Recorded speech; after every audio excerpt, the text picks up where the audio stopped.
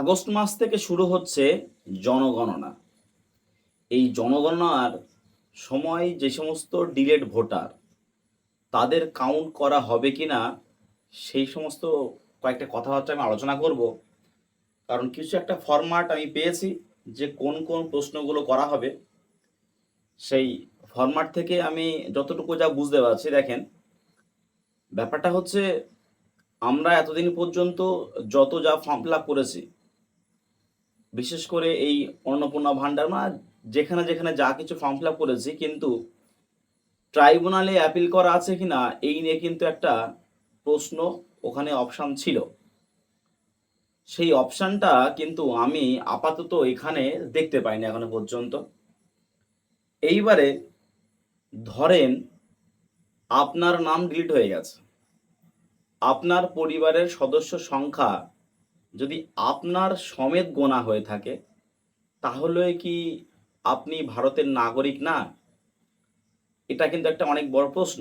কারণ আপনার নাম ভোটার থেকে ডিলিট হয়ে গেছে, কিন্তু আপনার বাড়ির সদস্য সংখ্যা যখন গুনতে আসবে, তখন যদি আপনি ওই সংখ্যাটা বলে দেন আপনার সমেত, যে আমার বাড়ি ধরেন 5 জন, তার মধ্যে 2 জন বা 1 জনের ভোটার ডিলিট হয়ে গেছে, তখন জনগণনার সময় সেই সদস্য সংখ্যা ওটা যদি ইনক্লুড করা হয়, তাহলে আমার মনে হয় না যে এই ডিলিট ভোটারদের কোনো সমস্যা হবে।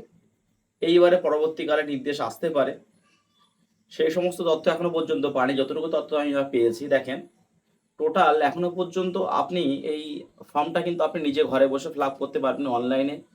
কিভাবে ফিল আপ করতে হবে সেই সমস্ত ডিটেলসের সমস্ত কিছু ভিডিও আমি নিয়ে আসবো।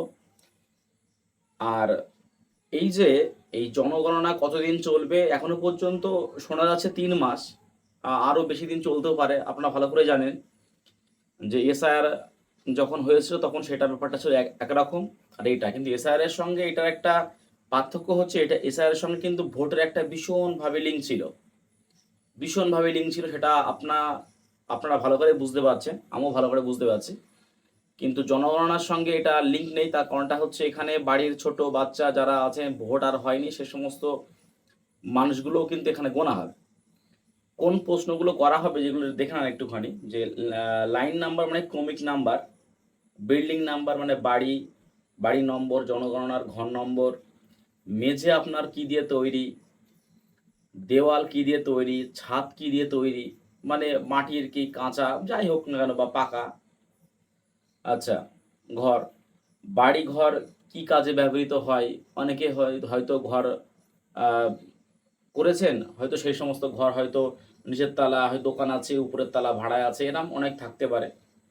বাড়ির অবস্থা, আচ্ছা, পরিবারের নম্বর।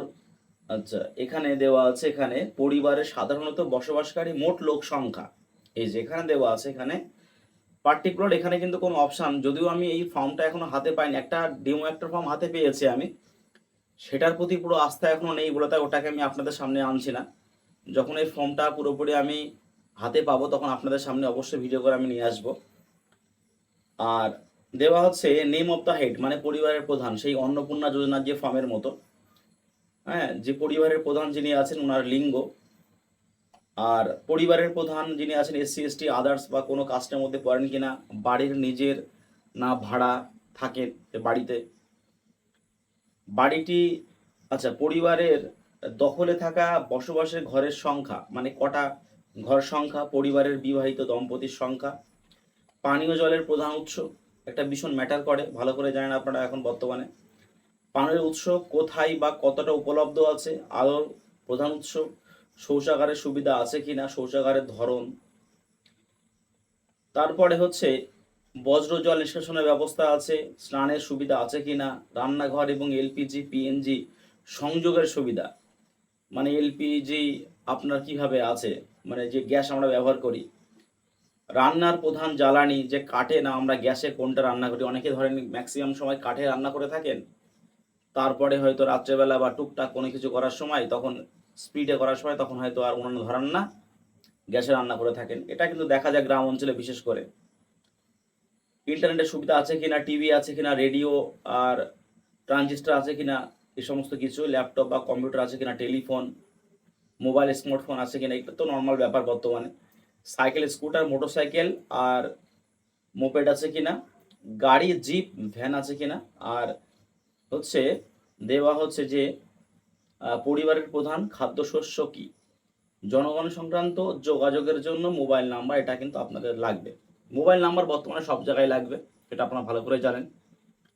তা এই সমস্ত প্রশ্নগুলোর মধ্যে আমি কিন্তু এমন কোনো প্রশ্ন খুঁজে পাইনি যে পরিবারের কোনো সদস্যর যে ভোটার লিস্টের নাম ডিলিট হয়েছে বা ট্রাইব্যুনালে অ্যাপিল করা আছে কিনা, এমন কোনো কিছু কিন্তু খুঁজে পাওয়া যায়নি। ওই কারণে আমার মনে হচ্ছে যে আপাতত এখনো পর্যন্ত যতটুকু যা খবর পাচ্ছি যে ডিলেট ভোটার সম্পর্কে এখনো পর্যন্ত এমন কিছু নেই। এইবার হয়তো এমনও হতে পারে যে ডিলেট ভোটারদের ফর্ম নাও আসতে পারে, তেমন কোনো কিছু এখনো কিন্তু পুরোপুরি খবর পাওয়া যায়নি।